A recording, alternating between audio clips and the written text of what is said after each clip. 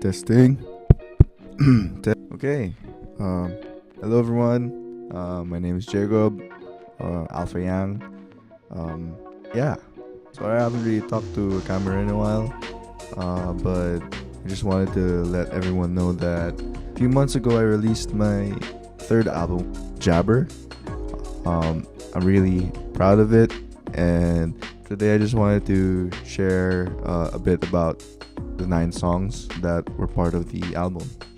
And the goal of this album was to just basically say what I feel without too much filter compared to, I guess, my last 2 albums. And yeah, I'm really proud of how it came out. So without further ado, let's get right into it. So the first song on the album is called Playground. It was one of the songs where I actually was intentional about it.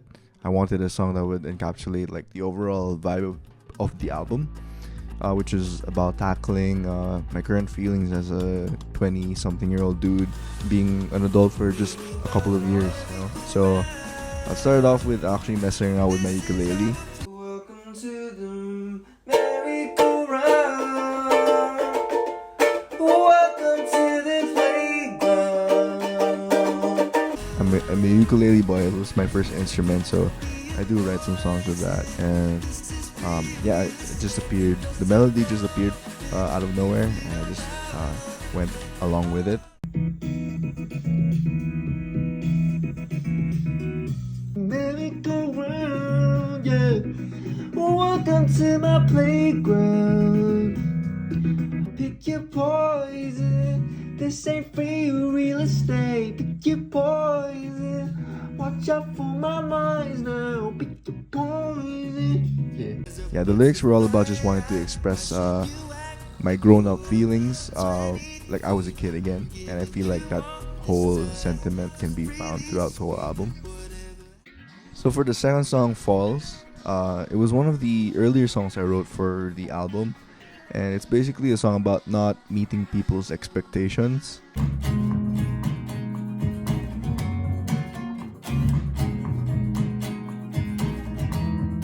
But I would say that this song is also the start of when I felt like there was an overall theme with the recent songs that I was making back then. And calling on button. Sort of like this darker themed songs, but enveloped in like a fun and like sparkly instrumentation and production.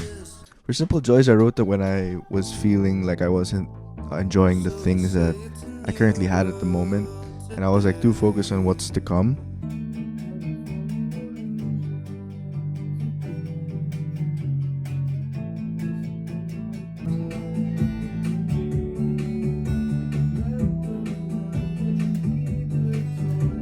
I feel like there was a lot of uncertainty back then, but this song was also just simply a reminder for me to live in the moment here and there.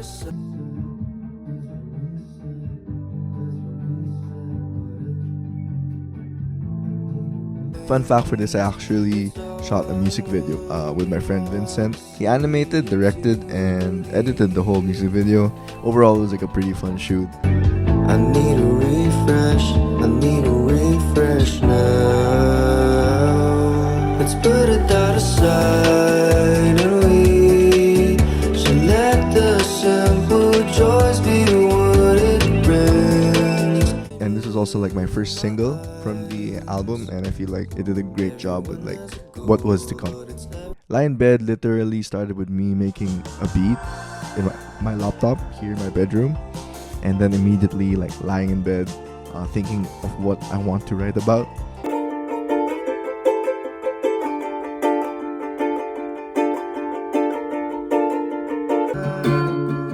I don't wanna lie in bed.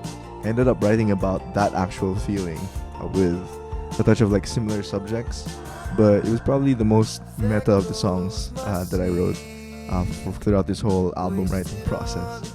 This is probably the longest to finish as well out of all the songs. I think it had 2 main versions, but I pretty much tried like all the different styles for this song. Bed no more. I gotta go. I don't wanna lie in bed no more. I almost gave up on it, but I'm glad I stuck with it, and it's now one of my favorite songs to perform live, actually. Backseat Drivers was a song I wrote about this person that kept giving unsolicited advice to the point where I felt like it was just more of boosting that person's ego rather than helping me with what I was like doing or feeling. But also the song tackles like how, as a people pleaser, I still managed to stoop down to their level. I don't know. I felt like there should be something like this in the album, especially with my intention of like just speaking my mind.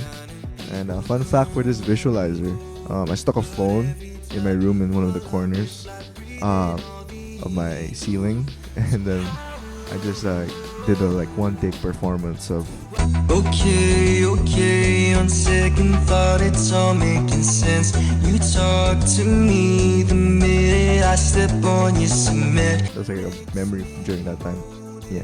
Friend Song was the most random process out of all the songs on this album. It started off as a songwriting challenge a few years ago, which I actually uploaded on YouTube, where I used a lyrics generator online and added a bunch of loops to create like this song.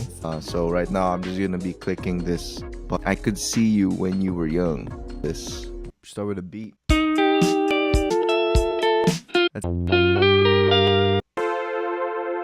I ended up like actually really liking it, so I like worked on it a bit more. For me, this just shows how a good song is a good song, I guess, no matter what process or tools you have. And it's actually the most popular track from the album so far. It's actually a really fun song to play live as well. Helium was another song I wrote, starting with the ukulele. And while the ukulele is synonymous to like happy songs, this one is probably the saddest song from the whole album. What's the occasion? I'm incapable. The song is basically about not feeling like you belong anywhere and how you just want to be taken away somewhere else. I was dealing with a mini identity crisis, especially again with everything happening out in the world and also in my life. So yeah.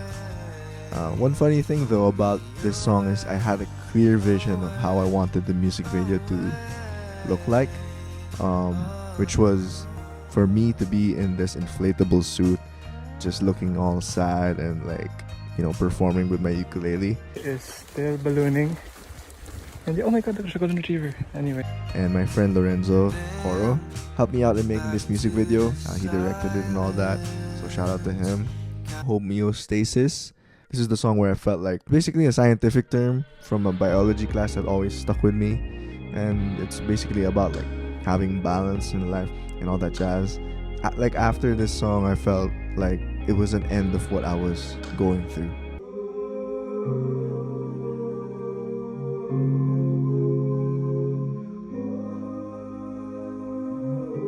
And I'm just glad I'm able to express how, despite the ups and downs, we still are able to keep ourselves together. And I guess that's what makes life, you know, interesting sometimes.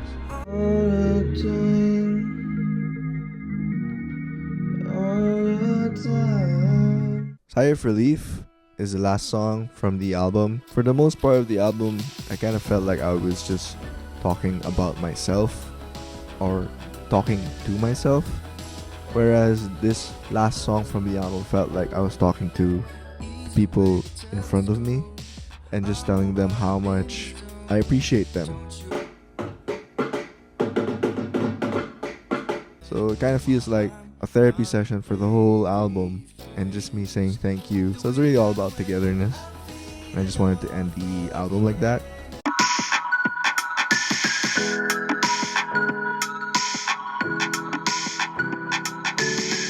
The song actually started off with the feeling of like frustration where things happening, like bad news that I was seeing, and like my voice alone wasn't enough, but our voices together, as cheesy as it sounds, like, you know, can make a difference. That's just what I wanted to convey with the song. So yeah, I think that's pretty much it with the songs for my new album Jabber. Again, it's all out now on all streaming platforms. I'm so grateful to still be making music now, and like, me being on my third album, it's been amazing. I've been able to finally like perform these songs like live and just see like, you know, people enjoying it. I think that's the most I can ask for. For the people who've listened, thank you so much. And for the people who are only finding about this now, which again, my new album, Jabber, out now. Yeah, I hope you guys can check it out if you have time or if you just feel like it.